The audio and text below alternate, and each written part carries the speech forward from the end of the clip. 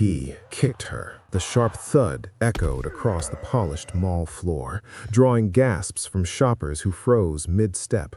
Her bag skidded away, spilling receipts and a cracked phone. She stumbled, but didn't fall. She straightened slowly, one hand pressed to her side, eyes steady on the man in front of her. "You're still pretending to shop here?" Victor sneered, loud enough for the circle forming around them. "You don't belong in this place," a woman whispered. "Oh my God." While another lifted her phone, Maya breathed in. "I'm not here for you," she said. "Please, step away." Victor laughed. "Hear that? She's learned manners." He leaned closer. "After I left you with nothing, I figured you'd be begging by now." A security guard took a step, then hesitated. Maya bent to retrieve her phone. Her hand trembled once, then steadied. "You left," she said. "I didn't." Victor scoffed. "Same thing. You were useless, sick, always slowing me down." He gestured at her simple dress. "Still dressing like a charity case?" A teenager's voice cut in. "Bro, chill." Victor turned. "Mind your business." Maya stood. "Victor, stop." He shoved her shoulder. "Stop telling me what to do." The crowd murmured. A man in a suit frowned. A mother pulled her child back. Maya's voice softened. "You don't need to do this." He smirked. "I do. I need you to remember where you belong." She swallowed. "I remember." Victor laughed again, louder. "You remember the nights you cried because you couldn't pay rent, because your body failed you? I remember carrying you like a burden." Her jaw tightened. "I was sick, and I wasn't going to drown with you," he snapped. "I made the smart choice." A phone chimed. Someone started recording openly. Maya glanced at the screen, then back at him. "Please, leave me alone." He stepped into her space. "Say thank you for leaving you alive." A voice cut through, calm and close. "That's enough." A tall man had stepped beside Maya without rushing. He wore jeans and a plain jacket, hands open, voice level. "Step back." Victor looked him up and down. "Who are you?" The man didn't answer. "You're done." Victor snorted. "You her new savior?" He jabbed a finger toward Maya. "She collects them," Maya said quietly. "Daniel." Daniel nodded, eyes never leaving Victor. "Sir, walk away." Victor barked a laugh. "Or what?" Daniel's tone didn't change. "Or you'll regret staying." The crowd leaned in. A security guard finally moved closer. Victor puffed his chest. "I'm not afraid of you." Daniel glanced at the security guard. "Call the police." Victor waved him off. "For what? Talking?" Daniel looked back at Victor. "For assault." Victor's smile faltered. "She's fine." Maya lifted her arm. A red mark bloomed on her arm. "I'm not." A hush fell. Victor snapped. "You always did this. Exaggerate." Daniel said, "Walk away." Victor's eyes flicked around. Cameras, faces. He scoffed. "You think you won something?" Maya met his stare. "I already did." Victor laughed, brittle now. "Sure you did." Daniel placed a hand lightly at Maya's back. She didn't flinch. "We're leaving." Victor stepped in front of them. "Not before she apologizes." Daniel's voice dropped. "Move." Victor leaned closer to Daniel. "Make me." Daniel didn't raise his voice. "Last warning." A siren wailed faintly outside the mall. "You don't get to warn me." Daniel took out his phone, tapped once, and held it up. "Security footage is already saved. Your face is clear." Victor hesitated. Maya spoke, calm and steady. "Victor, please." He turned on her. "Don't say my name like that," Daniel said. "Police are on their way." Victor scoffed. "For a shove, please." A security guard cleared his throat. "Sir, we've received multiple reports." Victor glared. "She provoked me." Maya shook her head. "I didn't speak to you." Victor's face flushed. "You exist." Daniel stepped between them. "Back up." Victor looked at Daniel again, really looked. "You think you're better than me?"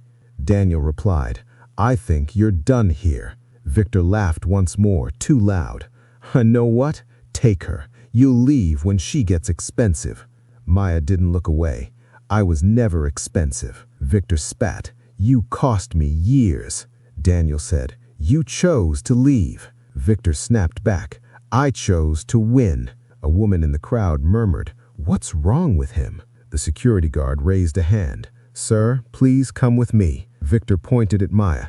"This isn't over." Daniel met his eyes. "It is." Victor scoffed, backing away. "We'll see." As he turned, the guard caught his arm. "Sir?" Victor yanked free. "Don't touch me." The siren grew louder.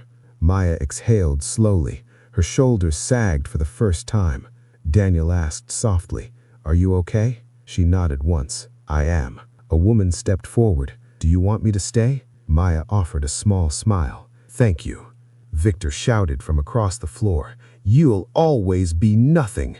Daniel's jaw tightened. "Enough." Maya lifted her chin. "Victor," he paused, "I survived you. That's everything." The words landed. The crowd murmured. Victor scoffed again, but his voice cracked. "Enjoy pretending." Police entered the mall. Cameras flashed. Daniel turned to Maya. "We can go." She nodded.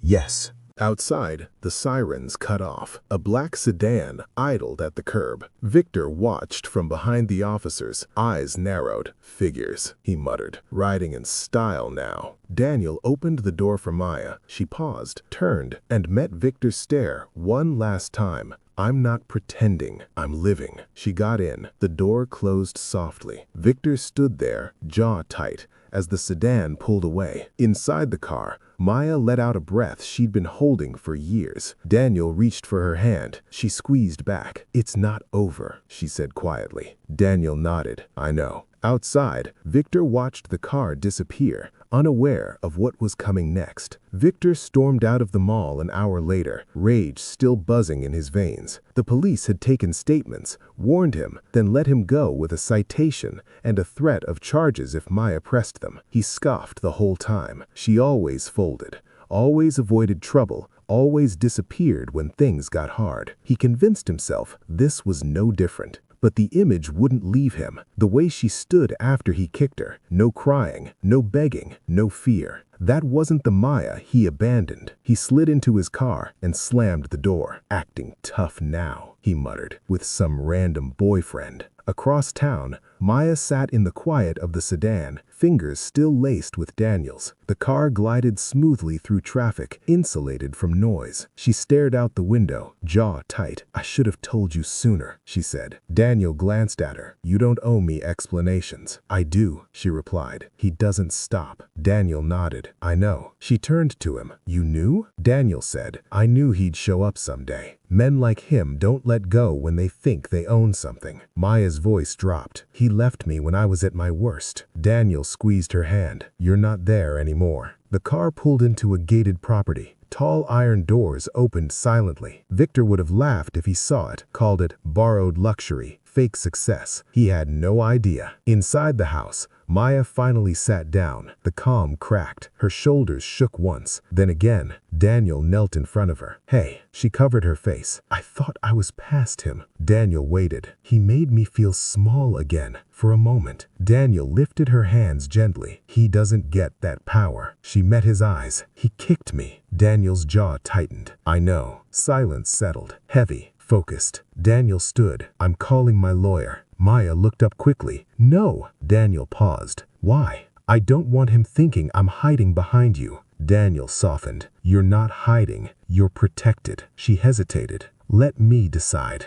Daniel nodded. "Okay." Across town, Victor paced his apartment, phone pressed to his ear. "You should have seen her," he said to his friend Mark, "acting like she won." Mark laughed. "Probably married some guy with a leased car." "That's what I'm saying. No way she actually leveled up." Mark snorted. "Did you really kick her?" Victor bristled. "She deserved it." Mark went quiet. "Man, that's risky." Victor scoffed. "She won't do anything." The next morning, Maya woke to messages, unknown numbers, missed calls, social media tags. Someone had posted the video. She watched it once. The kick, the gasp, Daniel stepping in. Victor's voice, sharp and cruel. Her stomach twisted. Daniel watched her face. "Do you want it taken down?" She shook her head. "No." He raised an eyebrow. "Let people see him. I hid for too long." The video spread. Comments poured in. Outrage, disbelief, praise for the calm man who intervened,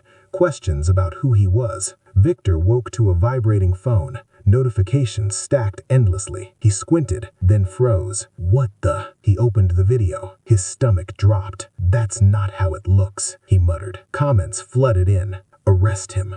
Protect her. That man stepped in like a king. Victor threw the phone on the couch. This is blown out of proportion. His phone rang. Unknown number. He answered. Hello? A woman's voice. Professional. This is Attorney Collins. I represent Maya Hale. Victor laughed. Already? She's hiding behind lawyers now. Any further contact with my client will be considered harassment. We are pursuing charges. Victor's smile faded. Charges? For what? Assault. And we have video. Victor scoffed. You won't win. We already are, she said. This is your formal notice. The call ended. Victor stared at the phone. His heart beat faster. She wouldn't, he whispered. She never does. At work, whispers followed him. A coworker glanced at her phone, then at him. Is that you? Victor snapped. Mind your business. His boss called him in. Victor, we need to talk. In the office, the video played on a monitor. No sound, just the kick. Victor swallowed. She provoked me. His boss sighed. We're putting you on leave. What? Victor snapped. You can't do that. We can, his boss replied. PR nightmare. Victor left furious, chest tight. That evening, he drove past the mall again, anger simmering. He saw the security desk, the cameras, the place where he'd lost control. He clenched the steering wheel. She thinks she's won. Meanwhile, Maya sat with Daniel at the dining table, papers spread out, legal documents, statements. She hesitated, pen hovering. Daniel watched her. You don't have to sign tonight. She shook her head.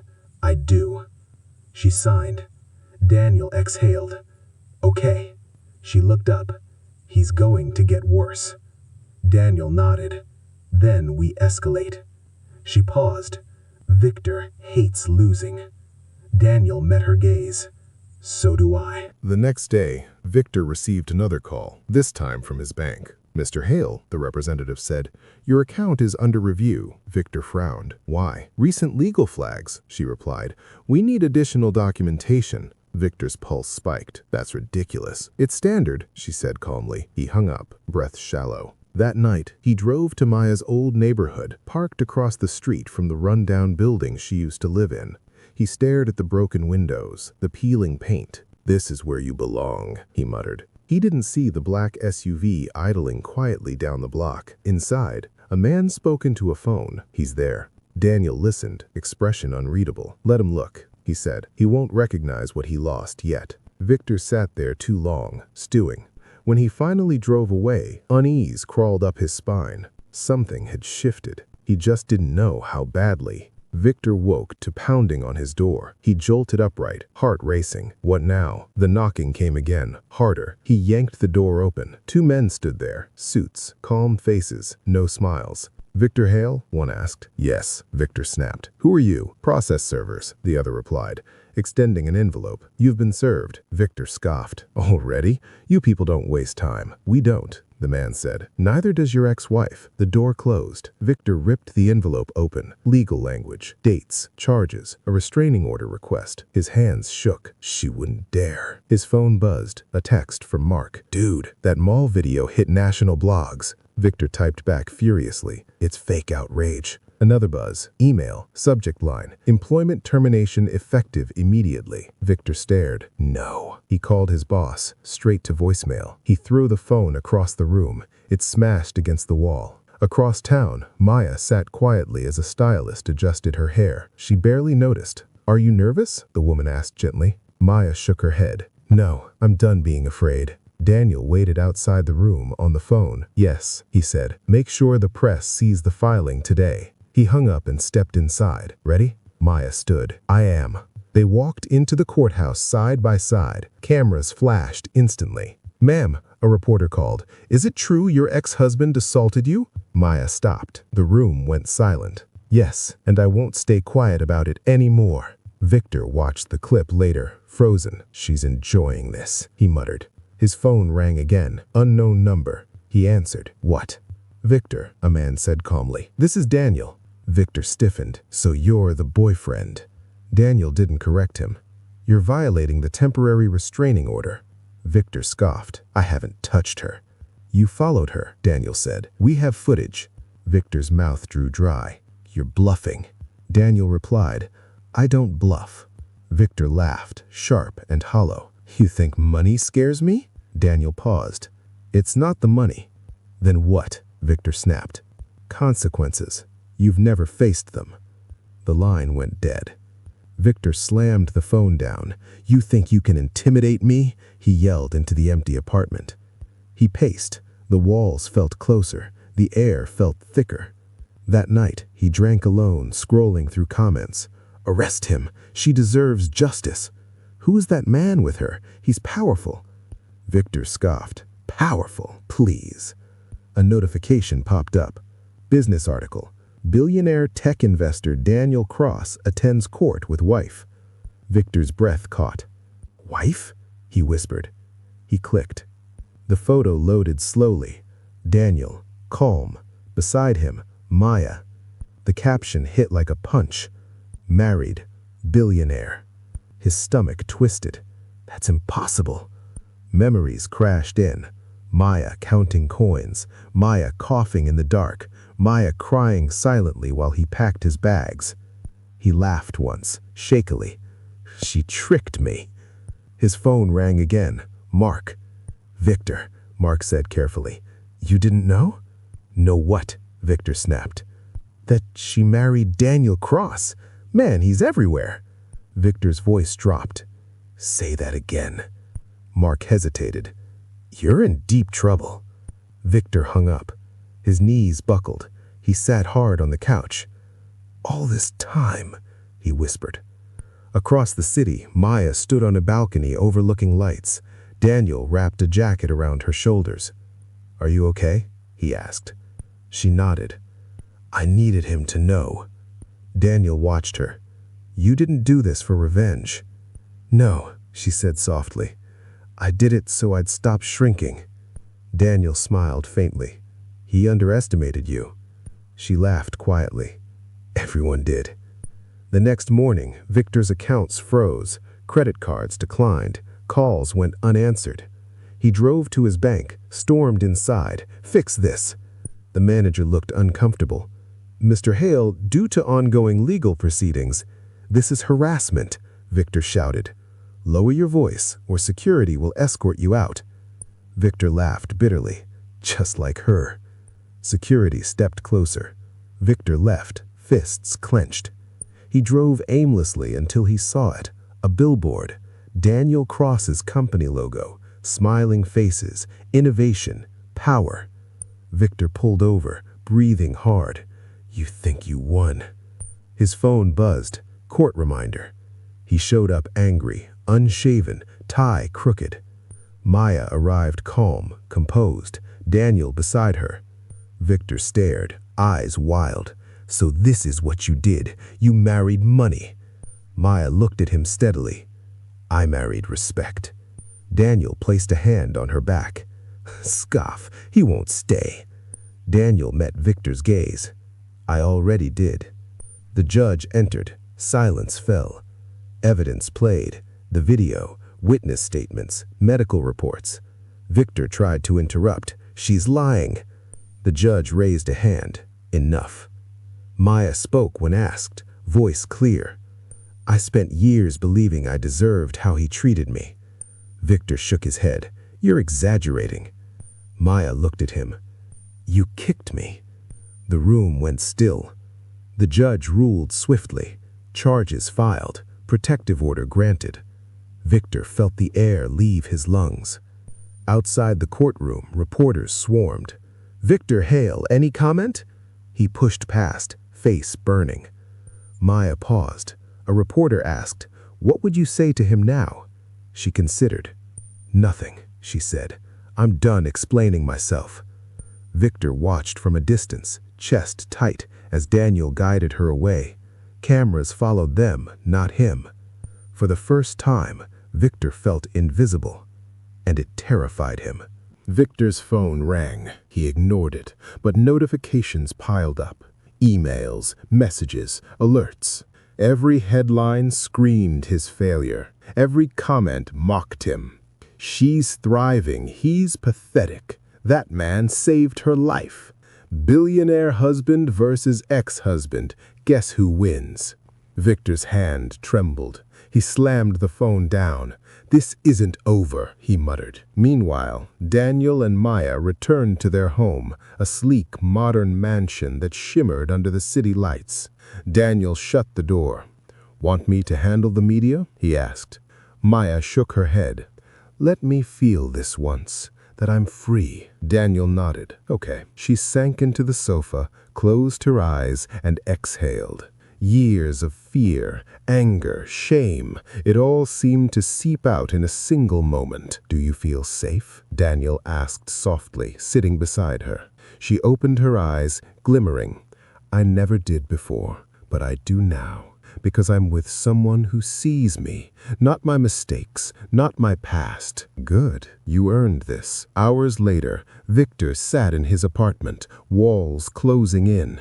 Every memory of Maya, the nights he abandoned her, the cruel words, the violence, flashed like a montage. He couldn't escape it. He tried calling her, blocked. Texted her, blocked. Emails bounced. Every attempt failed. "Why won't she answer?" he whispered. Mark shook his head. "She's moved on, man. This isn't the same girl from the mall. She's untouchable now." Victor's laugh was hollow. "Untouchable? Billionaire untouchable," Mark said quietly. Victor slammed his fist on the table. "She's mine. She always was." "No," Mark said, voice firm. "Not anymore. You lost the right to call her yours the day you left her helpless." Victor's chest tightened. He sank into the chair, defeated, for the first time truly powerless. The next morning, Maya hosted a charity event with Daniel by her side. The press swarmed, but she walked confidently, radiant, no trace of the mall incident in her demeanor. She was untouchable, as Mark had said, but she didn't need to prove it through vengeance. She had already won by thriving. Victor, watching from afar, clenched his jaw. He saw her laugh with guests, her grace under the spotlight, and realized something chilling. He had underestimated her. Not just her beauty or charm, but her strength. Daniel leaned close to Maya. "You're incredible," he said. She smiled faintly. "I just needed the right person to remind me." Across town, Victor stared at the live feed of the event, chest tight, stomach churning. Comments scrolled faster than he could read. "She's thriving. That man is her shield. He's not allowed near her ever again." Victor's hands trembled. Panic rose. For the first time, he understood fear, not of being caught, but of being irrelevant, powerless. Later that night, Daniel and Maya returned home. The house was quiet. Maya sank into a chair, hands resting on her lap. "I never thought I'd feel this calm," she said. Daniel placed a hand over hers. "You've come a long way." Maya nodded. "I survived him. I survived the fear, and now I can live." Daniel's phone buzzed, a text from a lawyer. "Victor Hale is out of funds, accounts frozen, no leverage." Maya looked at Daniel. "It's finally over." Daniel smiled, pulling her close. "For you, yes. For him, he'll have to learn the hard way." Weeks later, Victor moved into a smaller apartment, stripped of status and influence. He avoided news, avoided social media, but couldn't avoid reality. Maya had flourished. She had rebuilt. She had power now, not just money, but dignity, confidence, control. One night, he drove past her neighborhood, trying to glimpse her, maybe challenge her, maybe reclaim some of what he'd lost. He saw her laughing with friends, elegant, confident, and beside her, Daniel. A subtle hand squeeze, a protective glance. Victor swerved, his chest burned, his hands clenched the steering wheel. He realized something fundamental. No power, no money, no rage could put her back under his control. She was beyond his reach. Maya noticed him from the balcony, far away, a shadowy figure in a car, but she didn't fear him. She didn't even acknowledge him. Her life had moved forward. She had the love she deserved, the protection she deserved, the respect she had earned. That night, she slept peacefully, for the first time in years. Daniel beside her, steady, unwavering, safe, loved, free. Victor, meanwhile, sat in his dark apartment, staring at a blank wall, haunted by his own mistakes. He had kicked the woman he thought was weak and discovered she was stronger than he had ever imagined. Maya's life, rebuilt from abandonment and pain, had become a fortress he could not penetrate. And every day he thought of her laughing, living, thriving. The emptiness inside him grew. Weeks later, Maya held a quiet dinner for friends. Laughter and warmth filled the room. Daniel poured wine. Maya smiled, and for a brief moment she thought of the mall incident, the kick, the fear. Then she shook her head and smiled. She had survived. She had grown. She had a life worth living. Victor's attempts at intimidation, control, and dominance were now just echoes in the past. And Maya, she had reclaimed her life. Safe, loved, free. Daniel squeezed her hand. "You did it," he said softly. Maya smiled, eyes glistening. "We did it, together." Outside, the city lights flickered. Life went on. The mall, the kick, the fear, all of it became a memory, a lesson, a testament to resilience. Maya leaned back, heart calm. She knew now no one could ever take her dignity again. And for the first time in a long time, she felt truly unstoppable. If this story moved you, if you've ever been underestimated, mistreated, or made to feel small, let this be your reminder. Your story isn't over. Drop a "I'm living" in the comments if you refuse to let your past define you. And if you believe karma doesn't miss, hit that like button.